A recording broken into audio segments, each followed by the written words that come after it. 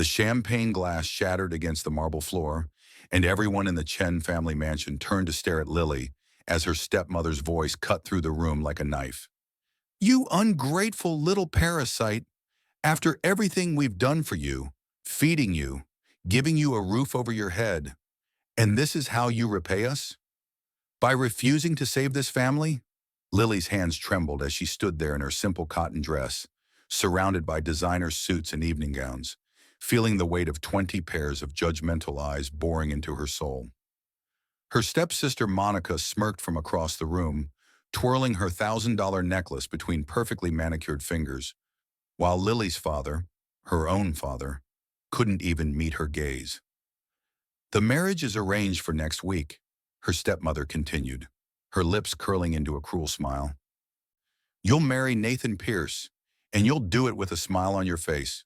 Or so help me, I'll make sure you never see a penny of your mother's inheritance." But here's what none of them knew, what none of them could possibly imagine.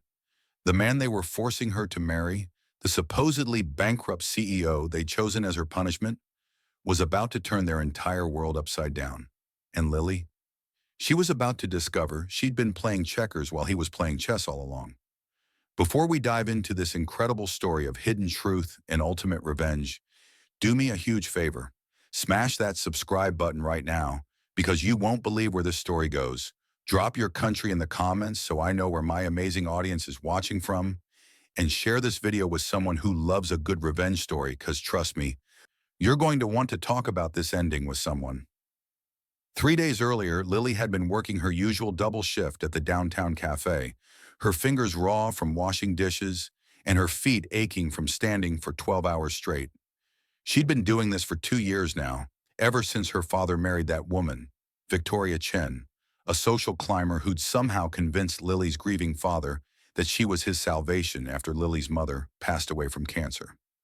What started as a fairy tale romance quickly became Lily's nightmare. Victoria moved into their home with her daughter Monica, and within 6 months, Lily went from beloved daughter to unpaid servant. Her college fund mysteriously disappeared.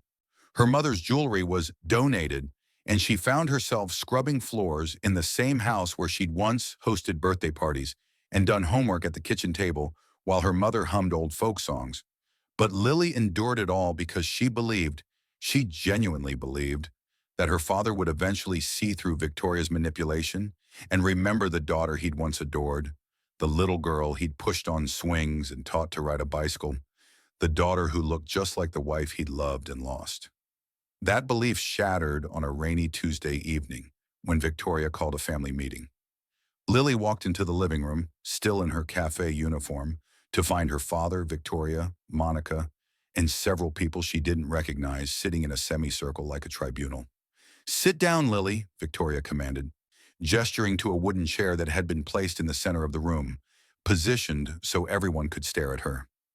Lily's stomach knotted as she sat, her wet shoes squeaking against the hardwood floor. Victoria stood up, smoothing her silk dress, and began pacing like a lawyer about to present a case. "As you know, Lily, your father's pharmaceutical company has hit some financial difficulties." Lily's eyes widened. She hadn't known anything about financial difficulties.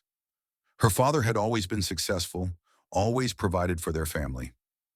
"Due to some unfortunate investments and market changes," Victoria continued, shooting Lily's father a look that silenced him before he could speak, "we find ourselves in a rather delicate position. We need an influx of capital, and we need it quickly." Monica giggled from her perch on the leather sofa, and Lily felt her skin prickle with apprehension. "We've found a solution," Victoria announced, and the smile that spread across her face made Lily's blood run cold. "The Pierce family has agreed to a marriage alliance. You, Lily, will marry Nathan Pierce, the CEO of Pierce Industries." The room started spinning, and Lily gripped the armrests of her chair. "What? I don't even know him. You can't just—" But Victoria cut her off with a sharp laugh. "Can't we? You live in our house, eat our food, exist on our charity. Your father has been far too generous with you, considering you've contributed nothing to this family. This is your chance to finally be useful." Monica leaned forward, her eyes glittering with malicious joy. "Oh, didn't they tell you the best part, sister dear? Nathan Pierce is bankrupt. His company is going under. He's drowning in debt, but the Pierce name still carries weight in certain circles. We need their connections for Dad's company merger with the Zhao Corporation, and they need our money. Well, what's left of it anyway? You're basically being married off to a failure, but hey, at least you'll finally have a purpose. The cruelty of it stole Lily's breath. They weren't just arranging a marriage, they were throwing her away, using her as a bargaining chip to save themselves, while simultaneously punishing her for the crime of existing. She turned to her father, her eyes pleading. Dad, please, you can't let them do this. Mom wouldn't want this. You know she wouldn't. For a moment, just a brief flicker of a moment, something softened in her father's expression. But then Victoria placed her hand on his shoulder, her nails digging in like claws, and whatever spark of paternal love had ignited was immediately extinguished. Your mother isn't here, he said quietly, and those 4 words destroyed something fundamental in Lily's heart. The marriage will happen next week. The contracts are already drawn up. Nathan Pierce will be at dinner tomorrow night so you can meet your future husband. I suggest you make yourself presentable. That night, Lily cried herself to sleep in her tiny attic room, the same room Victoria had banished her to when she'd redecorated Monica's suite, and wondered how her life had spiraled so completely out of control. But little did Lily know, in a penthouse suite across the city, Nathan Pierce was having a very different kind of evening. He stood at his floor-to-ceiling windows, looking out over the glittering skyline, a glass of whiskey in his hand and a slight smile playing at his lips. His assistant, James, sat at the desk behind him, reviewing documents. So the Chen family actually accepted, James said, shaking his head in disbelief. I have to admit, sir, I didn't think they'd fall for it. The whole bankrupt CEO persona seemed a bit obvious. Nathan's smile widened. People see what they want to see, James. The Chens needed a connection to the Pierce name for their merger, and they needed someone desperate enough to accept whatever terms they offered. I gave them exactly what they were looking for, a failing businessman from a good family, proud enough to agree to a marriage alliance, but weak enough to be controlled. James pulled up a photo on his tablet, a surveillance image of Lily leaving the cafe where she worked. And this is Lily Chen, the daughter they're sacrificing? Nathan took the tablet, studying the image carefully. The young woman in the photo looked exhausted, her hair pulled back in a simple ponytail, her shoulders hunched against the rain. But there was something in her expression, a quiet resilience that caught his attention. Tell me about her again, Nathan said softly. James pulled up his file. Lily Chen, 24 years old, only child of Marcus Chen and the late Sarah Chen. Mother died 3 years ago. Father remarried 2 years ago to Victoria Wang, who brought her daughter Monica into the family. Since then, Lily's college fund disappeared. She dropped out of university, and she's been working multiple jobs to support herself. From what our investigators found, she's essentially treated as unpaid household staff in her own family home. Nathan's jaw tightened. And the father allows this? James shrugged. Marcus Chen is, and I say this with all due respect, sir, a weak man. His company is failing because he's a terrible businessman who made decisions based on his wife's pillow talk. Victoria has been systematically bankrupting him while siphoning money into offshore accounts under her daughter's name. The only thing keeping the company afloat is the potential merger with Zhao Corporation, which requires character references from established families, hence their desperate need for the Pierce name. Nathan set down his glass with deliberate care. So they're using their daughter to save themselves from a crisis they created. How perfectly despicable.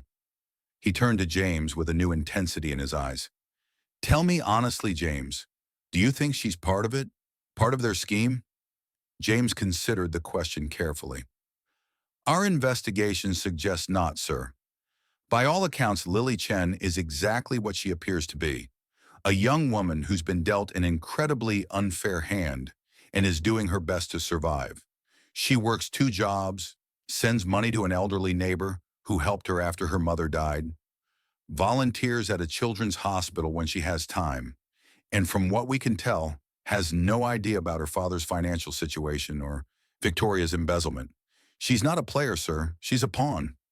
Nathan nodded slowly, something settling in his chest. Good. Then we proceed as planned. I'll meet her tomorrow night. I'll play the role of the desperate, bankrupt CEO, and we'll see exactly what kind of person Lily Chen really is when she thinks she's marrying beneath her family's station. This will be the perfect test, not just of her, but of her entire rotten family. James stood up, gathering his things. And when the truth comes out, sir, when they realize that Nathan Pierce isn't bankrupt at all, that you're actually one of the wealthiest CEOs in the country, that Pierce Industries isn't failing, but rather in the process of the largest expansion in company history, Nathan's expression turned cold. Then the Chen family will learn a very expensive lesson about treating people as commodities. But first, I need to know if Lily is truly different from them, or if she's just a better actress. The next evening, Lily stood in front of her closet in a state of quiet panic. She owned exactly 3 dresses that could be considered appropriate for dinner with her future husband, and all of them had been hand-me-downs from Monica, altered to fit Lily's smaller frame. She chose the navy blue one, the least ostentatious, and tried to tame her hair into something resembling elegance. As she studied her reflection in the small mirror, she barely recognized herself. When had she become this nervous, scared version of herself? When had she started accepting that her life was something that happened to her rather than something she could control? Her mother's voice echoed in her memory. "Lily, my darling, you are made of stardust and steel." Never forget that. But stardust and steel seem like fairy tale concepts now. Childish dreams from a different lifetime. She was just Lily, the unwanted daughter, about to meet the bankrupt CEO she was being forced to marry. She descended the stairs to find the formal dining room had been set with the good china, the kind Victoria only brought out when she needed to impress someone. The irony wasn't lost on Lily. They were trying to impress a supposedly bankrupt man with their wealth while simultaneously using her as payment for their financial salvation. Victoria stood near the fireplace in a crimson dress that probably cost more than Lily made in 6 months, her lips pressed into a thin line of anticipation. Monica lounged on the sofa in designer silk, scrolling through her phone with affected boredom. Lily's father sat in his favorite chair, already on his second whiskey, and when his eyes met Lily's, she saw something she'd never seen before. Shame, quickly masked by another long drink. The doorbell rang, and Victoria practically leaped to answer it, her face transforming into a mask of gracious hospitality. "Mr. Pierce, how wonderful to finally meet you in person." Lily heard a deep voice respond, smooth and controlled, but she couldn't make out the words. Her heart hammered in her chest as footsteps approached the living room. And then he walked in, and Lily's entire world tilted on its axis. Nathan Pierce was nothing like she'd imagined. She'd pictured someone older, defeated, perhaps slovenly. A man whose failures showed in his posture and dress. Instead, the man who entered the room was tall and commanding. Probably in his early 30s, with dark hair and intense eyes that seemed to take in everything at once.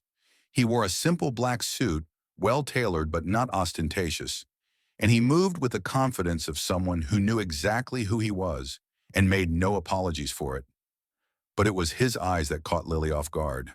When they landed on her, something flickered there, something that looked almost like recognition, though they'd never met before.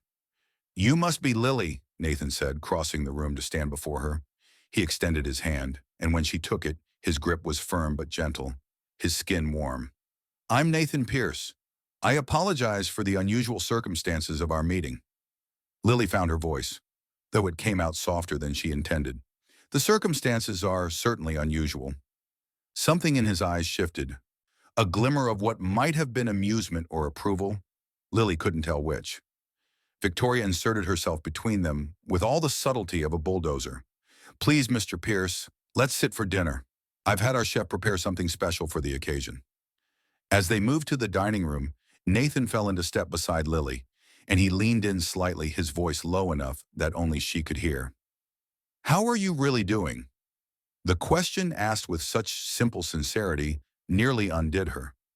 When was the last time anyone had asked how she was doing and actually waited for an answer?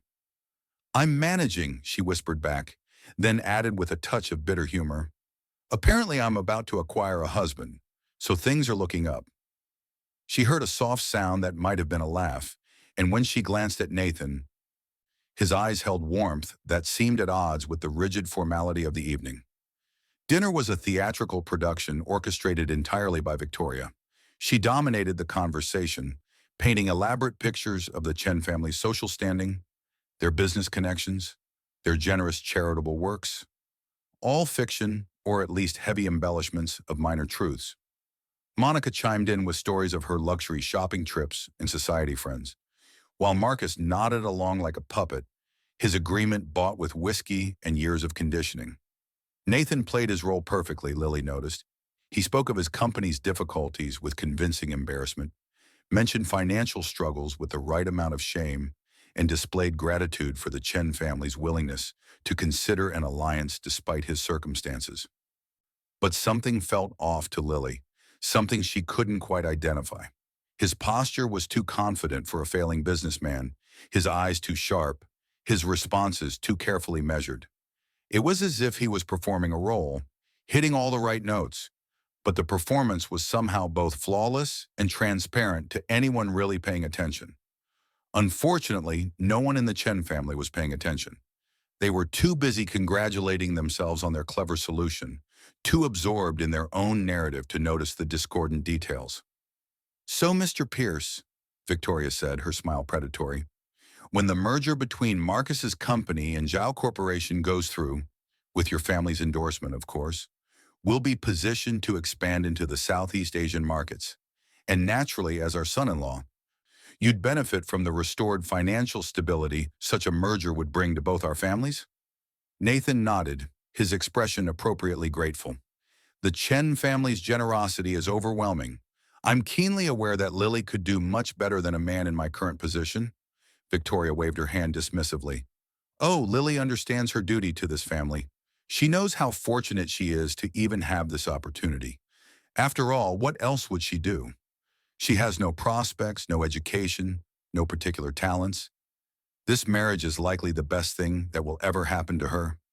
The casual cruelty of the statement hung in the air like poison gas, and Lily felt her face burn with humiliation. She stared at her plate, willing herself not to cry, not to give them the satisfaction of seeing how deeply the words cut. But then she felt something, a hand, covering hers under the table where no one else could see. Nathan's hand, warm and steady, his thumb brushing gently across her knuckles in a gesture of silent solidarity. She looked up, startled, and found him watching her with an expression that made her heart skip. It wasn't pity. She would have hated pity. It was understanding, and something else. Something that looked remarkably like fury, though when he turned back to Victoria, his face was perfectly composed. "I think," Nathan said carefully, "that Lily has already demonstrated remarkable talents that many people overlook. Resilience, for instance, kindness in the face of adversity, the ability to maintain one's integrity when others might have long since abandoned it.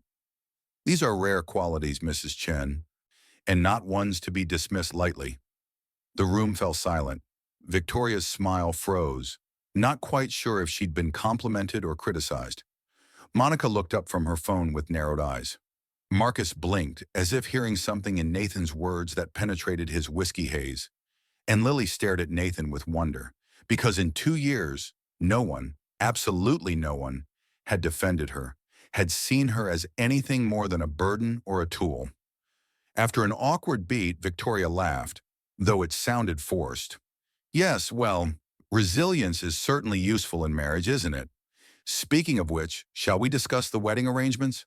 I'm thinking something small and intimate, given the circumstances. No need for unnecessary expenses." What she meant, Lily knew, was that there was no need to spend money on celebrating Lily's marriage to a man they considered beneath them.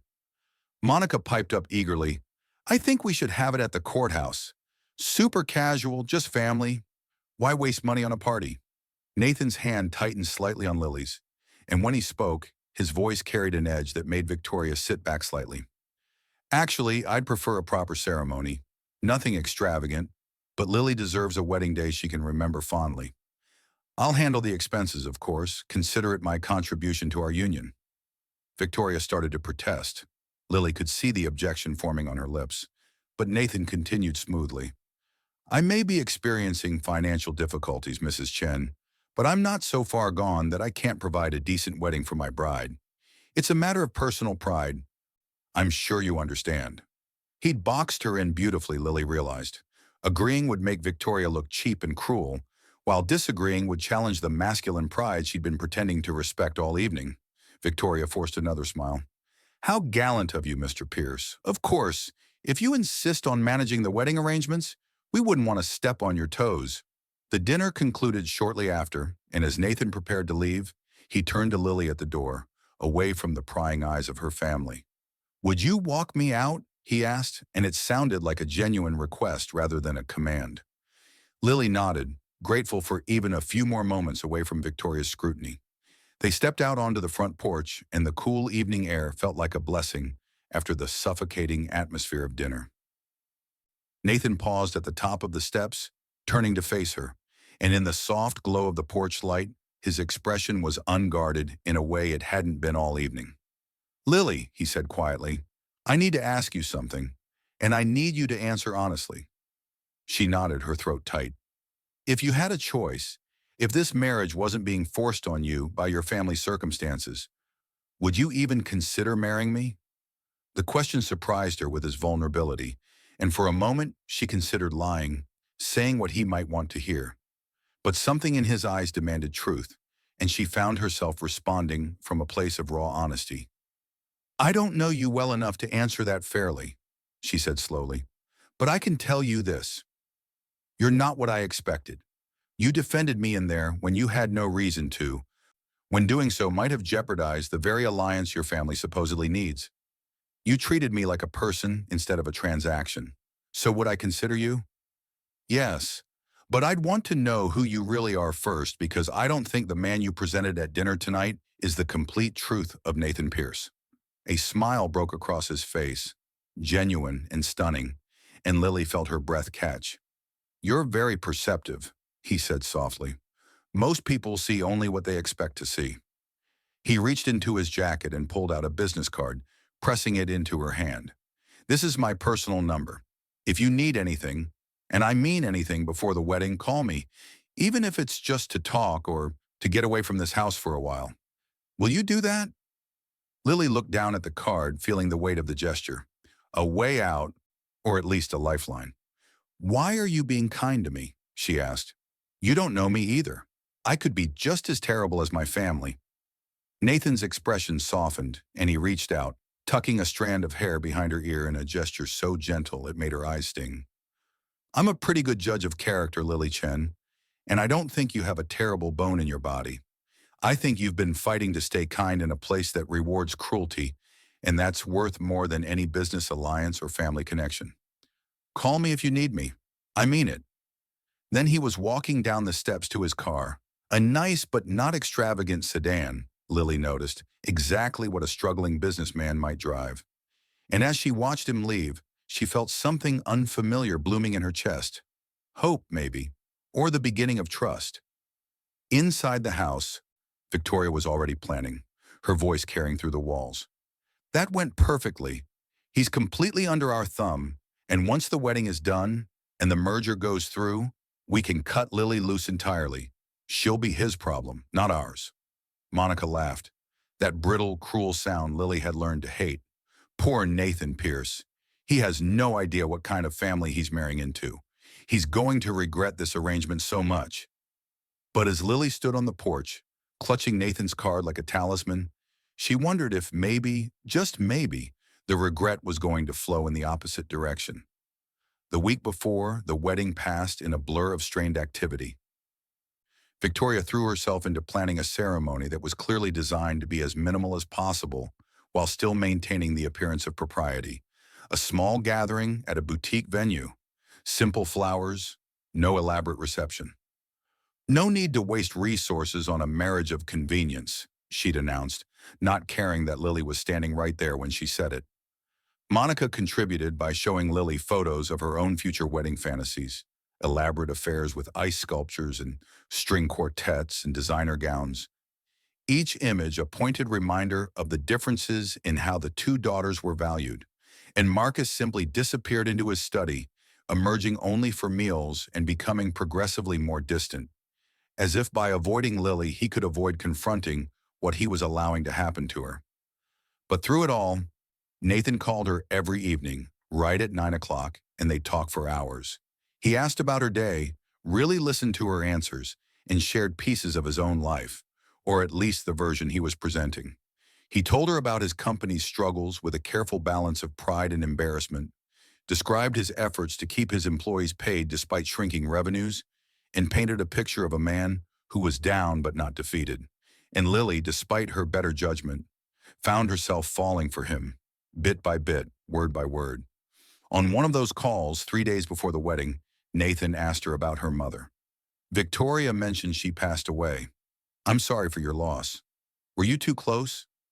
Lily curled up in her attic room, the phone pressed to her ear, and for the first time in 2 years, really talked about her mother. She was my best friend, Lily said softly. She taught me to see beauty in small things, to measure wealth in kindness rather than currency. She was a painter, not famous or anything, just someone who loved creating art. She'd spend hours in her studio, and I'd sit with her doing homework or reading, and we'd just be together in comfortable silence. When she got sick, she made me promise I'd never become bitter, never let the world harden my heart. She said bitterness is a luxury we can't afford because it costs us our humanity. Nathan was quiet for a long moment, and when he spoke, his voice was thick with emotion. She sounds like she was an extraordinary woman. You're lucky to have had her, even if not for long enough. Lily wiped at her eyes, surprised to find tears there. Some days I feel like I broke my promise to her. I've been so angry, Nathan.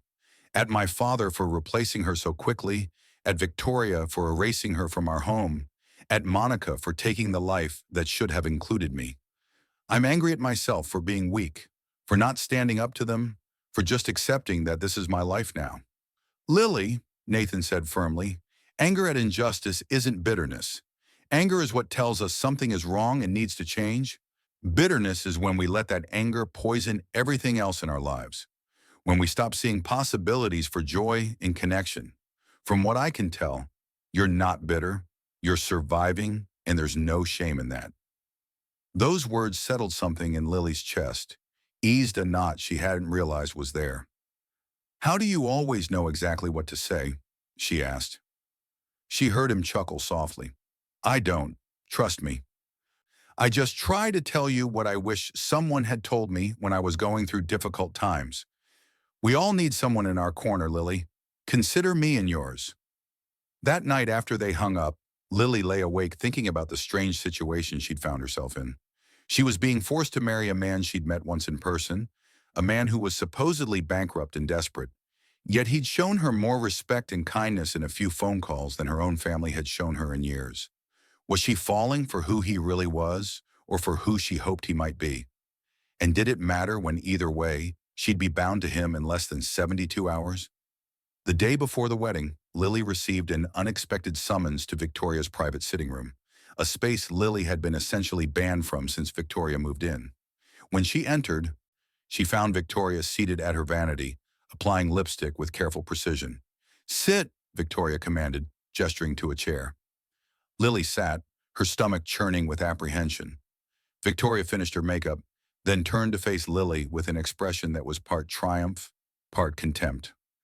I wanted to have a little chat with you before tomorrow, just to make sure we understand each other completely. This marriage is a business arrangement, nothing more. Nathan Pierce is a failure, his company is dying, and you are the price we're paying to access his family connections for our merger. Once the merger is finalized, which should take approximately 6 months, what happens to you is no longer our concern. You could leave him, stay with him, I genuinely don't care. But until that merger is signed and executed, you will play the role of dutiful wife. You will not embarrass this family, you will not cause problems, and you will absolutely not come crying back here about how difficult your life is. Are we clear? Lily met Victoria's eyes steadily, and for the first time she didn't look away first. Crystal clear, Victoria. Is there anything else? Victoria's eyes narrowed at the use of her first name, rather than any familial title. But she waved a dismissive hand. Just remember, you owe this family everything. Your father took you in after your mother died. He's my father, Lily interrupted quietly. He didn't take me in. I'm his daughter, and my mother didn't die. She passed away from cancer after fighting for 3 years, while you were already circling like a vulture, waiting to swoop in on a grieving widower. The mask of civility cracked, and Victoria's face contorted with rage. How dare you? After everything I've done, providing you with a home, clothing, food, you mean after everything you've taken, Lily said, her voice still calm, but carrying an edge of steel that surprised even herself. My college fund, my mother's jewelry, my room, my dignity. You didn't provide anything, Victoria. You just took what was already there and convinced my father it was your generosity. But I'm done pretending to be grateful for scraps from my own table. She stood up, her heart pounding but her voice steady. I'll play my role tomorrow and for however long you need me to maintain your business facade. But don't mistake my cooperation for submission, and don't ever mistake my kindness for weakness. My mother taught me better than that. She walked out, leaving Victoria sputtering in fury, and realized her hands were shaking, but not from fear, from power, from finally speaking truth after 2 years of swallowing it down. That night, Nathan called at his usual time, and Lily told him about the confrontation. She expected him to be concerned, worried about how Victoria's anger might affect the merger negotiations. Instead, he laughed, a rich, genuine sound that made Lily smile despite everything. Good for you, he said warmly. It's about time someone stood up to that woman. How do you feel? Lily considered the question. Terrified, exhilarated, like I just jumped off a cliff and I'm not sure if I'm flying or falling. My money's on flying, Nathan said softly. Listen, Lily, I know tomorrow is going to be complicated and probably overwhelming. I know this isn't the wedding day you dreamed about as a little girl, but I want you to know something. I'm taking this seriously. The vows we make tomorrow, I intend to honor them. You won't just be my wife in name. You'll be my partner, my equal, someone I respect and care about.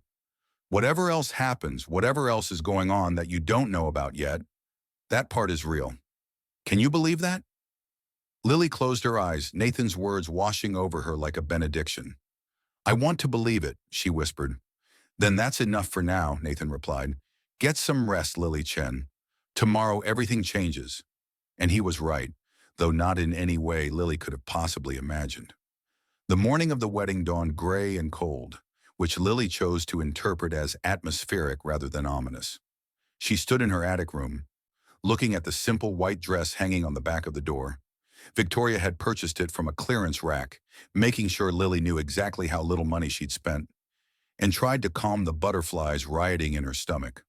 A knock at the door startled her, and she opened it to find her father standing there, looking older than she remembered, his eyes red-rimmed. Lily, he said quietly, may I come in? She stepped aside and Marcus entered the small space, looking around at the sparse furnishings, with something that might have been guilt crossing his features. I wanted to talk to you before the ceremony, to tell you that he paused, struggling with words. I know I haven't been the father you deserved these past few years. I know I've let Victoria make decisions that hurt you, that I've been weak when I should have been strong. Your mother would be ashamed of me, and I'm ashamed of myself. Lily felt tears prick her eyes but refused to let them fall. Then why, Dad? Why did you let her do this to me? Why didn't you protect me? Marcus slumped against the wall, suddenly looking every one of his 58 years. Because I was drowning, Lily. After your mother died, I was drowning in grief and loneliness, and Victoria threw me a lifeline. Or at least I thought she did. By the time I realized she was actually pulling me under, I was too far gone to swim back to shore. The company was failing. I was making terrible decisions, and she convinced me that she had solutions, that she knew how to fix everything. And maybe part of me wanted to believe her because the alternative, that I'd ruined everything your mother and I built, was too painful to face. He looked at Lily with desperate eyes. I know it's too late for apologies. I know I've broken something between us that might never be repaired. But I need you to know that I do love you, Lily. I love you, and I've failed you, and I have to live with that. If this marriage to Nathan Pierce turns out to be terrible, if you need to come back home, if you need anything, I won't be coming back, Dad, Lily said softly, not with anger, but with finality. Whatever happens with Nathan, whatever life waits for me beyond today, it won't include this house or this family. You made your choice when you chose Victoria over me, and now I'm making mine. I'll always love you because you're my father and because of who you were before Mom died. But the man you've become, I can't keep making excuses for him. Marcus nodded, tears streaming down his face now, and Lily felt a strange sense of closure. She wasn't angry anymore. She was simply done, ready to turn the page on this chapter of her life. Her father left, and Lily, dressed in her simple white dress, applied minimal makeup, and braided her hair with white flowers Victoria had grudgingly provided. When she looked at herself in the small mirror, she saw someone different from the scared girl who'd received the marriage order a week ago. She saw someone who'd found her voice again, who'd remembered she was made of stardust and steel. The ceremony was held at a small boutique venue downtown, decorated with white roses and soft lighting that made the space feel almost magical despite Victoria's penny pinching.